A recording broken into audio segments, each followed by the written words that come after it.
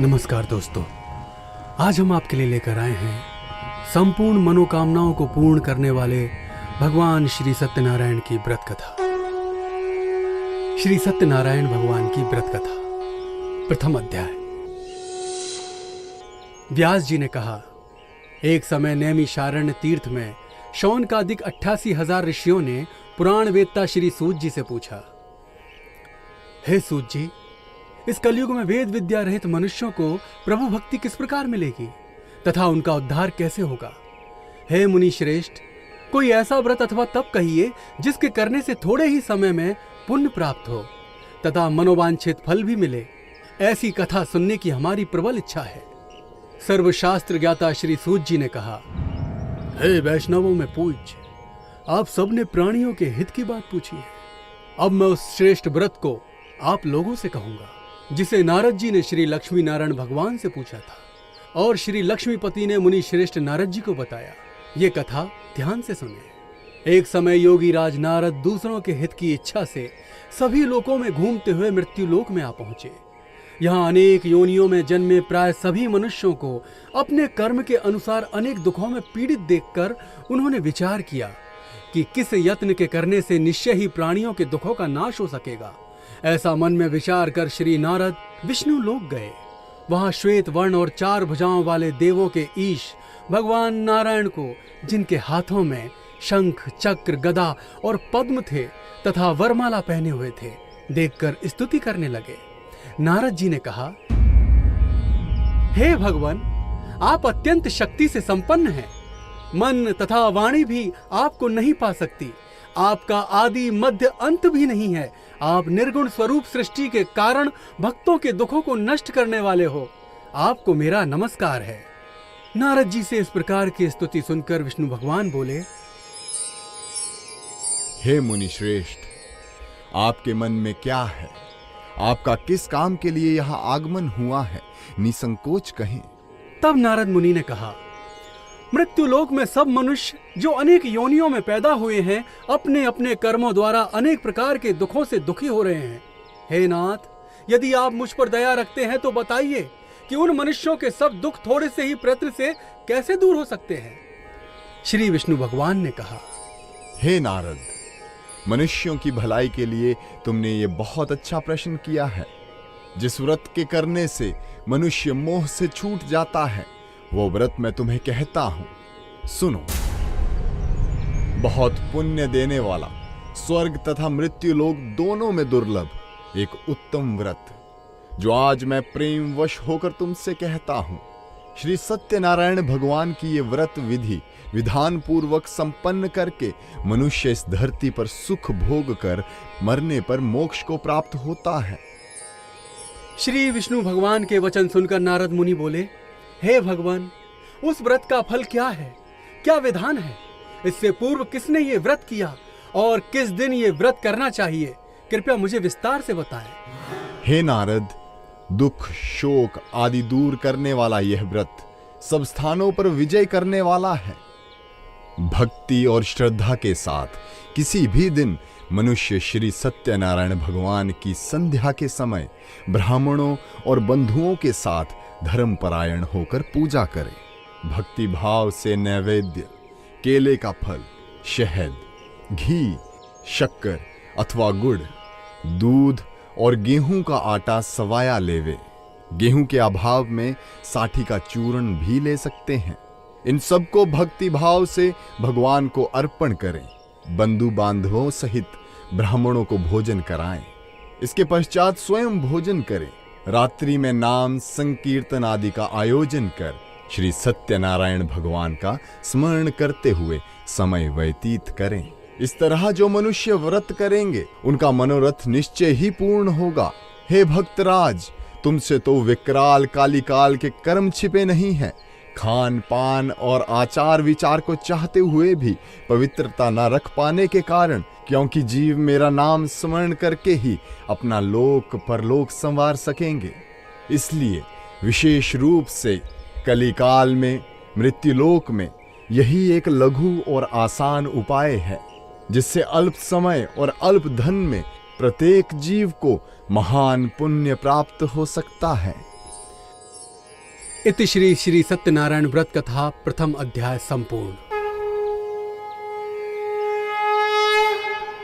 द्वितीय अध्याय। सूत जी ने कहा, हे ऋषियों, जिन्होंने पहले समय में इस व्रत को किया उनका इतिहास कहता हूं, आप सब ध्यान से सुने।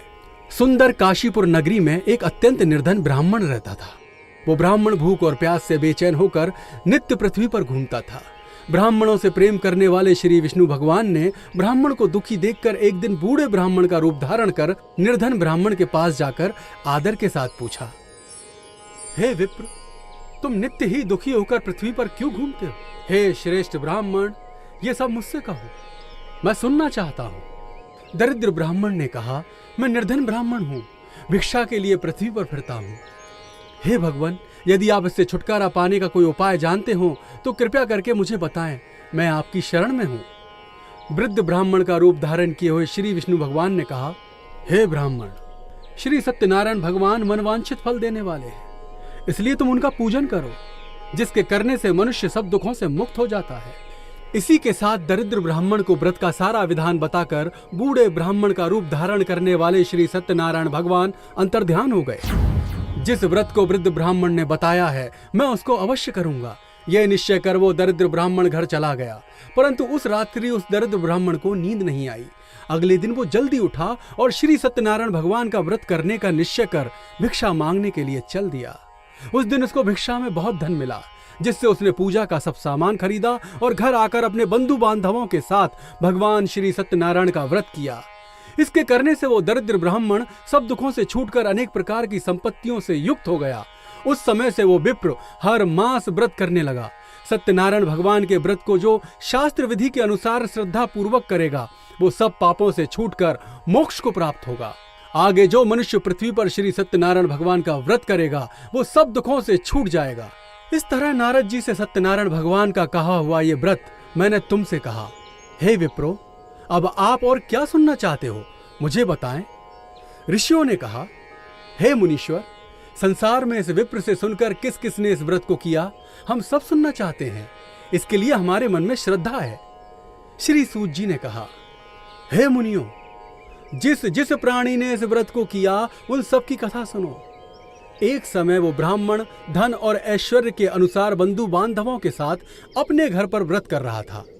उसी समय एक लकड़ी बेचने वाला बूढ़ा व्यक्ति वहां आया। उसने सिर पर रखा लकड़ियों का गट्ठर बाहर रख दिया और विप्र के मकान में चला गया। प्यास से दुखी लकड़हारे ने विप्र को व्रत करते देखा। वो प्यास को भूल गया। उसने विप्र को नमस्कार किया और पूछा, हे विप्र, आप ये किसका पूजन कर रहे हैं? इस व्रत को करने से क्या फल मिलता है, कृपा करके मुझे बताएं। ब्राह्मण ने कहा, सब मनोकामनाओं को पूरा करने वाला ये श्री सत्यनारायण भगवान का व्रत है।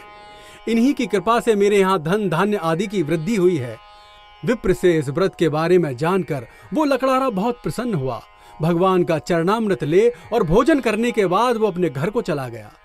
अगले दिन लकड़हारे ने अपने मन में संकल्प किया कि आज गांव में लकड़ी बेचने से जो धन मिलेगा उसी से भगवान सत्यनारायण का उत्तम व्रत करूंगा। ये मन में विचार कर वो लकड़हारा लकड़ियों का गट्ठर अपने सिर पर रखकर जिस नगर में धनवान लोग रहते थे, ऐसे सुंदर नगर में गया। उस दिन उसे उन लकड़ियों का दाम पहले से चौगुना मिला। तब वो बूढ़ा लकड़हारा अति प्रसन्न होकर पके केले, शक्कर, शहद, घी, दूध, दही और गेहूं का चूर्ण इत्यादि श्री सत्यनारायण भगवान के व्रत की सभी सामग्री लेकर अपने घर आ गया। फिर उसने अपने बंधु बांधवों को बुलाकर विधि विधान के साथ भगवान का पूजन और व्रत किया। उस व्रत के प्रभाव से वो बूढ़ा लकड़हारा धन, पुत्र आदि से युक्त हुआ और संसार के समस्त सुख भोग कर बैकुंठ को चला गया। इति श्री सत्यनारायण व्रत कथा द्वितीय अध्याय संपूर्ण। तृतीय अध्याय। श्री सूत जी ने कहा, हे श्रेष्ठ मुनियों, अब आगे की कथा कहता हूं। पूर्व काल में उल्कामुख नाम का एक महान बुद्धिमान राजा था। वो सत्य वक्ता और जितेंद्रिय था। प्रतिदिन देव स्थानों पर जाता तथा गरीबों को धन देकर उनके कष्ट दूर करता था। उसकी पत्नी कमल के समान मुख वाली और सती साध्वी थी। भद्रशिला नदी के तट पर जब उन दोनों ने श्री सत्यनारायण भगवान का व्रत किया, उस समय वहां साधु नामक एक वैश्य आया। उसके पास व्यापार के लिए बहुत सा धन था। वो वैश्य नाव को किनारे पर ठहरा कर राजा के पास आया। राजा को व्रत करते हुए देखकर उसने विनय के साथ पूछा, हे राजन, भक्ति युक्त चित्त से ये आप क्या कर रहे हैं? मेरी सुनने की इच्छा है, कृपया आप ये मुझे भी बताइए। महाराज उल्कामुख ने कहा, हे साधु वैश्य, मैं अपने बंधु बांधवों के साथ पुत्रादि की प्राप्ति के लिए महाशक्तिमान सत्यनारायण भगवान का व्रत व पूजन कर रहा हूं। राजा के वचन सुनकर साधु नामक वैश्य ने आदर से कहा, हे राजन, मुझे भी इसका सब विधान बताएं। मैं भी आपके कथानुसार इस व्रत को करूंगा। मेरे भी कोई संतान नहीं, मुझे विश्वास है इससे निश्चय ही मेरे भी संतान होगी। राजा से सब विधान सुन व्यापार से निवृत्त हो वो वैश्य आनंद के साथ अपने घर आया। वैश्य ने अपनी पत्नी से संतान देने वाले उस व्रत का समाचार सुनाया और प्रण किया कि जब मेरे संतान होगी तब मैं इस व्रत को करूंगा। साधु ने ये वचन अपनी पत्नी लीलावती से भी कहे। एक दिन उसकी पत्नी लीलावती आनंदित हो सांसारिक धर्म से प्रवृत्त होकर श्री सत्यनारायण भगवान की कृपा से गर्भवती हो गई। 10वें महीने में उसने एक सुंदर कन्या को जन्म दिया। दिनों दिन वो कन्या इस तरह बढ़ने लगी जैसे शुक्ल पक्ष का चंद्रमा बढ़ता है। कन्या का नाम कलावती रखा गया। तब लीलावती ने मीठे शब्दों में अपने पति को स्मरण दिलाया कि आपने जो भगवान का व्रत करने का संकल्प किया था, अब आप उसे पूरा कीजिए। साधु वैश्य ने कहा कि हे प्रिय, मैं कन्या के विवाह पर इस व्रत को करूंगा। इस प्रकार अपनी पत्नी को आश्वासन दे वो व्यापार करने चला गया। कलावती पितृगृह में वृद्धि को प्राप्त हो गई। लौटने पर साधु ने जब नगर में सखियों के साथ अपनी पुत्री को खेलते देखा तो दूत को बुलाकर कहा कि उसकी पुत्री के लिए कोई सुयोग्य वर देख कर लाओ। साधु नामक वैश्य की आज्ञा पाकर दूत कंचन नगर पहुंचा और खोजकर और देखभाल कर वैश्य की लड़की के लिए एक सुयोग्य वणिक पुत्र ले आया। उस लड़के को देखकर साधु नामक वैश्य ने अपने बंधु बांधवों सहित प्रसन्न चित्त होकर अपनी पुत्री का विवाह उसके साथ कर दिया। दुर्भाग्य से वो विवाह के समय भी सत्यनारायण भगवान का व्रत करना भूल गया। इस पर श्री सत्यनारायण क्रोधित हो गए। उन्होंने वैश्य को शाप दिया कि तुम्हें दारुण दुख प्राप्त होगा। अपने कार्य में कुशल साधु नामक वैश्य अपने जमाता सहित नावों को लेकर व्यापार करने के लिए समुद्र के समीप स्थित रत्नसारपुर नगर में गया। दोनों सास ससुर जमाई चंद्रकेतु राजा के नगर में व्यापार करने लगे। एक दिन भगवान सत्यनारायण की माया से प्रेरित एक चोर राजा का धन चुराकर भागा जा रहा था। राजा के दूतों को अपने पीछे वेग से आते हुए देखकर चोर ने घबराकर राजा के धन को वही नाव में चुपचाप रख दिया जहां वे ससुर और जमाई ठहरे हुए थे और भाग गया। जब दूतों ने उस साधु वैश्य के पास राजा के धन को रखा देखा तो ससुर जमाता दोनों को बांध कर ले गए और राजा के समीप जाकर बोले, हम ये 2 चोर पकड़ कर लाए हैं, देखकर आज्ञा दे। तब राजा ने बिना उनकी बात सुने ही उन्हें कारागार में डालने की आज्ञा दे दी। इस प्रकार राजा की आज्ञा से उनको कठिन कारावास में डाल दिया गया तथा उनका धन भी छीन लिया गया। सत्यनारायण भगवान के श्राप के कारण साधु वैश्य की पत्नी लीलावती व पुत्री कलावती भी घर पर बहुत दुखी हुई। उनके घर में रखा धन चोर चुरा कर ले गए। शारीरिक व मानसिक पीड़ा तथा भूख प्यास से अति दुखित हो भोजन की चिंता में कलावती कन्या एक ब्राह्मण के घर गई। उसने ब्राह्मण को श्री सत्यनारायण भगवान का व्रत करते देखा। उसने कथा सुनी तथा प्रसाद ग्रहण कर रात को घर आई। माता ने कलावती से पूछा, हे पुत्री, तू अब तक कहां रही और तेरे मन में क्या है? कलावती बोली, हे माता, मैंने एक ब्राह्मण के घर पर श्री सत्यनारायण भगवान का व्रत होते देखा है। कन्या के वचन सुनकर लीलावती ने सत्यनारायण भगवान के पूजन की तैयारी की। उसने परिवार और बंधुओं सहित श्री सत्यनारायण भगवान का पूजन व व्रत किया और वर मांगा कि मेरे पति और दामाद शीघ्र ही घर लौट आएं, और साथ ही प्रार्थना की कि हम सबका अपराध क्षमा करें। श्री सत्यनारायण भगवान इस व्रत से संतुष्ट हो गए। उन्होंने राजा चंद्रकेतु को स्वप्न में दर्शन देकर कहा, हे राजन, जिन दोनों वैश्यों को तुमने बंदी बनाकर रखा है वे निर्दोष हैं। उन्हें प्रातः ही छोड़ दो। उनका सब धन जो तुमने ग्रहण किया है लौटा दो, अन्यथा मैं तेरा धन, राज्य, पुत्र आदि सब नष्ट कर दूंगा। प्रातःकाल राजा चंद्रकेतु ने सभा में सबको अपना स्वप्न सुनाया और सैनिकों को आज्ञा दी कि दोनों वणिक पुत्रों को कैद से मुक्त कर सभा में लाया जाए। दोनों ने आते ही राजा को प्रणाम किया। राजा ने कोमल वचनों से कहा कि हे महानुभावों, तुम्हें भावी वश ऐसा कठिन दुख प्राप्त हुआ। अब तुम्हें कोई भय नहीं, तुम मुक्त हो। इसके बाद राजा ने उनको नए नए वस्त्राभूषण पहनाए तथा उनका जितना धन लिया उससे दुगना लौटाकर आदर से विदा किया। दोनों वैश्य अपने घर को चल दिए। इति श्री सत्यनारायण व्रत कथा तृतीय अध्याय संपूर्ण। चतुर्थ अध्याय। श्री सूत जी ने आगे कहा कि वैश्य ने मंगलाचार करके यात्रा आरंभ की और अपने नगर को चला।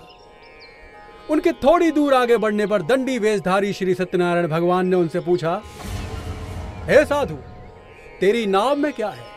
अभिमानी बणिक हंसता हुआ बोला, हे दंडी, आप क्यों पूछते हैं? क्या धन लेने की इच्छा है? मेरी नाव में तो बेल के पत्ते हैं। वैश्य का कठोर वचन सुनकर दंडी वेशधारी श्री सत्यनारायण भगवान ने कहा, तुम्हारा वचन सत्य हो। ऐसा कहकर वो वहां से चले गए और कुछ दूर जाकर समुद्र के किनारे बैठ गए। दंडी महाराज के जाने के पश्चात वैश्य ने नित्य क्रिया से निवृत्त होने के बाद नाव को ऊंची उठी देखकर अचंभा किया तथा नाव में बेल पत्ते आदि देखकर मूर्छित हो जमीन पर गिर पड़ा। मूर्छा खुलने पर अत्यंत शोक प्रकट करने लगा। तब उसके जमाता ने कहा, आप शोक न करें, ये दंडी महाराज का श्राप है, अतः उनकी शरण में ही चलना चाहिए, तभी हमारी मनोकामना पूरी होगी। जमाता के ऐसे वचन सुनकर वो साधु नामक वैश्य साधु महाराज के पास पहुंचा और अत्यंत भक्ति भाव से प्रणाम करके बोला, मैंने जो आपसे असत्य वचन कहे थे उनके लिए मुझे क्षमा करें। ऐसा कहकर महान शोकातुर हो रोने लगा। तब दंडी भगवान बोले, हे वणिक पुत्र, मेरी आज्ञा से बार बार तुझे दुख प्राप्त हुआ है, तू मेरी पूजा से विमुख हुआ है। साधु नामक वैश्य ने कहा, हे भगवान, आपकी माया से ब्रह्मा आदि देवता भी आपके रूप को नहीं जान पाते, तब मैं अज्ञानी भला कैसे जान सकता हूं? आप प्रसन्न होइए, मैं अपनी सामर्थ्य के अनुसार आपकी पूजा करूंगा। मेरी रक्षा करो और पहले के समान मेरी नौका को धन से पूर्ण कर दो। उसके भक्ति युक्त वचन सुनकर श्री सत्यनारायण भगवान प्रसन्न हो गए और उसकी इच्छा अनुसार वर देकर अंतर्ध्यान हो गए। तब ससुर और जमाता दोनों ने नाव पर आकर देखा कि नाव धन से परिपूर्ण है। फिर वो भगवान सत्यनारायण का पूजन कर साथियों सहित अपने नगर को चल दिए। जब वो अपने नगर के निकट पहुंचे तो उसने एक दूत को अपने घर भेजा। दूत ने साधु नामक वैश्य के घर जाकर उसकी पत्नी को नमस्कार किया और कहा, आपके पति अपने दामाद सहित इस नगर के समीप आ गए हैं। लीलावती और उसकी कन्या कलावती उस समय भगवान का पूजन कर रही थी। दूत का वचन सुनकर साधु की पत्नी ने बड़े हर्ष के साथ सत्यदेव का पूजन पूर्ण किया और अपनी पुत्री से कहा, मैं अपने पति के दर्शन को जाती हूँ, तू कार्य पूर्ण कर शीघ्र आ जाना। परंतु कलावती पूजन में प्रसाद छोड़कर अपने पति के दर्शन करने के लिए चली गई। प्रसाद की अवज्ञा के कारण सत्यदेव रुष्ट हो गए। उसके पति को नाव सहित पानी में डुबो दिया। कलावती अपने पति को न देखकर रोती हुई जमीन पर गिर पड़ी। नौका को डूबा हुआ तथा कन्या को रोती हुई देख साधु नामक वैश्य दुखित हो बोला, हे प्रभु, मुझसे या मेरे परिवार से जो भूल हुई है उसे क्षमा करो। उसके दीन वचन सुनकर सत्यदेव भगवान प्रसन्न हो गए। आकाशवाणी हुई, हे वैश्य, तेरी कन्या मेरा प्रसाद छोड़कर आई है, इसलिए इसका पति अदृश्य हुआ है। यदि वो घर जाकर प्रसाद खाकर लौटे तो इसे इसका पति अवश्य मिलेगा। आकाशवाणी सुनकर कलावती ने घर पहुंचकर प्रसाद खाया, फिर आकर अपने पति के दर्शन किए। तत्पश्चात साधु वैश्य ने वही बंधु बांधवों सहित सत्यदेव का विधि पूर्वक पूजन किया। वो इस लोक का सुख भोग कर अंत में स्वर्ग लोक को गया। इति श्री सत्यनारायण व्रत कथा का चतुर्थ अध्याय संपूर्ण। पंचम अध्याय। श्री सूत जी ने आगे कहा कि हे ऋषियों, मैं एक और भी कथा कहता हूं, सुनो। प्रजा पालन में लीन तुंग ध्वज नाम का एक राजा, उसने भगवान सत्यदेव का प्रसाद त्याग कर बहुत दुख पाया। एक समय राजा वन में वन्य पशुओं को मारकर बड़के वृक्ष के नीचे आया। वहां उसने ग्वालों को भक्ति भाव से पूर्ण बंधु बांधवों सहित श्री सत्यनारायण जी का पूजन करते देखा। परंतु राजा देखकर भी अभिमानवश न तो वहां गया और न ही सत्यदेव भगवान को नमस्कार किया। जब ग्वालों ने भगवान का प्रसाद उसके सम्मुख रखा तो वो प्रसाद त्याग कर अपने नगर को चला गया। नगर में पहुंचकर उसने देखा कि उसका सब कुछ नष्ट हो गया है। वो समझ गया कि ये सब भगवान सत्यदेव ने ही किया है। तब वो उसी स्थान पर वापस आया और ग्वालों के समीप गया और विधि पूर्वक पूजन कर प्रसाद खाया। तो श्री सत्यनारायण की कृपा से सब कुछ पहले जैसा ही हो गया और दीर्घ काल तक सुख भोग कर मरने पर वो राजा स्वर्गलोक को चला गया। जो मनुष्य इस परम दुर्लभ व्रत को करेगा, श्री सत्यनारायण भगवान की कृपा से उसे धन धान की प्राप्ति होगी, बंदी बंधन से मुक्त होकर निर्भय हो जाता है, संतानहीन को संतान प्राप्त होती है तथा सब मनोरथ पूर्ण होकर अंत में वो बैकुंठ धाम को जाता है। जिन्होंने पहले इस व्रत को किया, अब उनके दूसरे जन्म की कथा भी सुनिए।